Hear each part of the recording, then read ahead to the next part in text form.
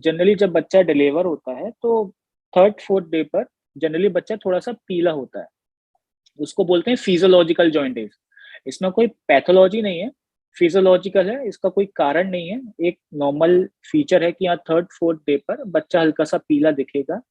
उसका आपको take care करना है, देखना है कि बच्चे की कहाँ-कहाँ तक पीला जा रहा है। क्रैमर्स स्टेजिंग करके होती है कि हेड तक है, कि चेस्ट तक है, कि एब्डोमेन तक है, कि लिम्स तक जा रहा है, कि पाम एंड सोल तक जा रहा है। वो 0, 1, 2, 3, 4, 5 ऐसा करके। पाम एंड सोल तक अगर आपका वो पीला बच्चा दिख रहा है, it's a very dangerous situation. आपको तुरंत उसको एडमिट कराना है। आपको daily day to day basis पे उसको आपको बिलिरुबिन के लिए इन्वेस्टिगेट कराना है, कहीं बिलिरुबिन का ट्रेंड राइजिंग तो नहीं है। ये आपको देखना है उसको। बच्चा फीड प्रॉपर ले रहा है कि नहीं ले रहा है न्यूनेटल एज में, ये आपको देखना है क्योंकि बिलिरुबिन एक बार अगर ब्लड ब्रेन बैरियर को क्रॉस कर गया, दिमाग में पहुँच गया, तो वो बच्चे के लिए बहुत क्रिटिकल होता है। बच्चे एकदम सुस्त पड़ने लग जाते हैं, बच्चों को झटके आने की संभावनाएँ बढ़ जाती हैं। ये मैं बात कर रहा हूँ न्यूनेटल एज में, है ना? जो इसमें क्या होता है कि डेज़ ऑफ लाइफ के अकॉर्डिंगली बिलिरुबिन के वैल्यूज़ होते हैं। अगर बच्चा उस वैल्यू के नीचे है तो कोई इश्यू नहीं है। उस वैल्यू के ऊपर जा रहा है, ये पहले से फिक्स प्रोफार्मा बना हुआ है इस चीज़ का कि depending upon the gestational age and according to the risk factor उनके कुछ पैरामीटर्स पहले से प्री डिसाइडेड हैं। तो उन पैरामीटर्स के बेसिस पे हम लोग बच्चों का मैनेजमेंट करते हैं। न्यूनेटल एज में जनरली मैक्सिमम केसेस जो पीलिया के जिसको हम बोल रहे हैं वो फोटोथेरेपी से रिकवर हो जाते हैं। उसके apart from that many there are an number of causes of jaundice like TORCH infection होता है, मदर से बच्चे को आता है, और भी काफी ऑब्स्ट्रक्टिव जॉन्डिस के कॉज रहते हैं, लिवर से रिलेटेड पैथोलॉजीज रहती हैं, काफी सारे वो पैथोलॉजिकल कॉजेज अलग होते हैं, मेटाबॉलिक डिसऑर्डर्स रहते हैं जिसमें कि आपका बिलिरुबिन लेवल बढ़ जाता है। ये तो हो गई न्यूनेटल एज की बात। अब पोस्ट न्यूनेटल एज में क्या होता है कि मोस्ट कॉमनली जो रहता है इन्फ्लेमेशन ऑफ लिवर।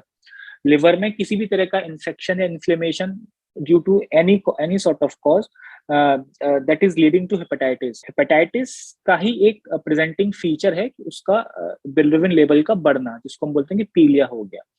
तो पीडियाट्रिक्स एज में या एडोलेसेंट एज में 2 पीलिया होना या 3 मिलीग्राम पर डीएल, 4 मिलीग्राम पर डीएल, ये बहुत ही डेंजरस हो जाता है। जबकि नियोनेटल एज में आपका 10 लेवल भी हो जाता है, तो भी वो एक सेफ रेंज में आ जाता है एक पर्टिकुलर पॉइंट के बाद। एडोलेसेंट एज में या पीडियाट्रिक एज में आपको बिलिरुबिन लेवल के साथ एक एसजीपीटी और एसजीओटी मार्कर्स भी होते हैं, एलएफटी के अंदर में जो आते हैं काफ़ी, तो वो भी आपको कंटीन्यूअस मॉनिटरिंग करना पड़ता है पीलिया के इलाज के लिए। न्यूनेटल एज की बात करें, 1 महीने तक के बच्चों की बात करें, पीला दिखने के अलावा बच्चा अपना सुस्त तो नहीं पड़ रहा है। न्यूनेटल एज में मैक्सिमम जो डिसीज है आप उसकी फीडिंग से डायग्नोज कर सकते हैं। मतलब कि अगर वो फीडिंग प्रॉपर नहीं ले रहा है बच्चा, दैट मीन्स कि that baby has some issue. वो इशू आपको अपने एग्जामिनेशन और रिपोर्ट्स के बेसिस पे फाइंड आउट करना है। तो अगर बच्चे का पीलिया ज्यादा बड़ा है, ब्लड ब्रेन बैरियर को भी क्रॉस कर गया है, तो बच्चे में झटके भी आ सकते हैं, जैसा मैंने आपको बताया। बच्चा फीड ही नहीं लेगा, सुस्त पड़ा रहेगा आपका बच्चा, और बिल्कुल बोलते हैं ना कि हम लोग बोलते हैं हल्दी के माफिक पीला पड़ जाता है बच्चा एकदम। अब बच्चे में और हल्दी के उसमें डिफरेंशिएट करना बड़ा मुश्किल हो जाता है कि कौन ज्यादा पीला है, कौन कम पीला है। जो पीडियाट्रिक और एडोलेसेंट एज में जो हेपेटाइटिस होती है या जो पीलिया होता है, वो जनरली फीको ओरल रूट वाला होता है। हेपेटाइटिस भी ए, बी, सी, डी, ई इस तरीके के होते हैं। तो पीडियाट्रिक और एडोलेसेंट एज में मोस्ट कॉमन जो रहता है ए एंड ई रहता है ना? जो that is transmitted by faeco oral route. और अपार्ट फ्रॉम दैट बी भी होता है, सी भी होता है, ये सब सेक्सुअली ट्रांसमिटेड होते हैं। मतलब सिरिंजिंग से हो गया, रॉन्ग सिरिंजिंग से हो गया, मिसमैच ब्लड ट्रांसफ्यूजन से हो गया, है ना? तो इस तरीके के। लेकिन जो इस एज में पीडियाट्रिक एज में जो मोस्ट कॉमनली जो रहता है वो रहता है आपका hepatitis A and hepatitis E. Generally food contamination, proper hygiene maintain नहीं है, इन सारी चीजों की वजह से होता है। और अपार्ट फ्रॉम दैट एक कॉमन जो रहता है कि ऑयली फूड ज्यादा खा लिया, स्पाइसी फूड ज्यादा खा लिया, फ्राइड फूड ज्यादा खा लिया, जंक फूड ज्यादा खा लिया, तो थोड़ा बहुत डाइटरी हैबिट भी होती है। तो यही सब रहता है। और डाइटरी फूड जो भी अपन लेते हैं, जंक फूड खाते हैं, वो कहीं ना कहीं कंटेमिनेटेड तो होते ही हैं, प्रॉपर हाइजीन उनमें ऑल्दो मेंटेन भी नहीं होती है। तो ये सारे फैक्टर्स होते हैं जो हेपेटाइटिस को लीड करते हैं। जॉन्डिस का बच्चा जो आपको प्रेजेंट करेगा मोस्ट कॉमनली कि डॉक्टर साहब भूख नहीं लगती हमारे बच्चे को, खाता ही नहीं है बच्चा, अपार्ट फ्रॉम कि वो पीला दिख रहा है। पीला दिखने के अलावा मैं बात कर रहा हूँ आपसे, कि भूख नहीं, उनको उनको समझ में नहीं आता कि मेरे, क्योंकि जैसे-जैसे बच्चा ग्रो करता है तो वो एक स्किन का टेक्सचर होता है, नॉर्मल सा होने लग जाता है, ब्राउनिश टेक्सचर होने लग जाता है बच्चों की स्किन का। अब उनको पीले और ब्राउन में कुछ डार्क ब्राउन कलर होता है, तो वो ज़्यादा डिफरेंशिएट नहीं कर पाते कलर वाइज़। लेकिन जब वो पीला बहुत ज़्यादा बढ़ जाता है कि वो एकदम स्क्लेरा में, आइज़ में एकदम ही प्रोमिनेंट होने लग जाता है, हाथ एकदम पीले होने लग जाते हैं। तो पीडियाट्रिक और एडोलेसेंट एज में तो बहुत लेट प्रेजेंटिंग फीचर होता है कि हाँ, बच्चा हमारा पीला दिख रहा है ऐसा करके। बट अर्ली फेजेज़ में, अर्ली स्टेजेज़ में क्या होता है कि भूख ना लगना, उल्टियाँ होना, डाइजेस्टिव इश्यूज़ होना, पेट का फूलना, फ्रीक्वेंट पेट राइट हाइपोकॉन्ड्रियम एरिया में पेन बताना, तो ये सारे मेन इनके क्लिनिकल फीचर होते हैं। और इनके ट्रीटमेंट के लिए तो लाइक वही है कि अब सबसे पहले आपको सुपर इन्फेक्शन को प्रिवेंट करना है किसी भी चीज़ को।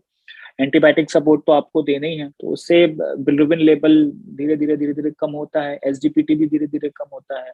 तो ये सारे रहते हैं, तो इनके बेसिस पे हम लोग इनको ट्रीट करते हैं depending upon the bilirubin SGPT level. ये डिपेंड करता है कि इनिशियल जब हमारे पास बच्चा आया है, तो इसकी इनिशियल रिपोर्ट्स क्या बोल रही हैं, बिलिरुबिन लेवल कितना है, एसजीपीटी लेवल कितना है। हमारे पास एडोलेसेंट एज में बच्चे आते हैं, कई-कई 15-15 बिलिरुबिन और 4-4 हज़ार एसजीपीटी लेवल लेके आते हैं। तो उनका ट्रीटमेंट तो बड़ा मुश्किल होता है। कई बच्चे इस एज में भी हेपेटिक एनकेफ में चले जाते हैं, इनका मतलब ब्लड बैरियर को बिलिरुबिन क्रॉस कर चुका होता है।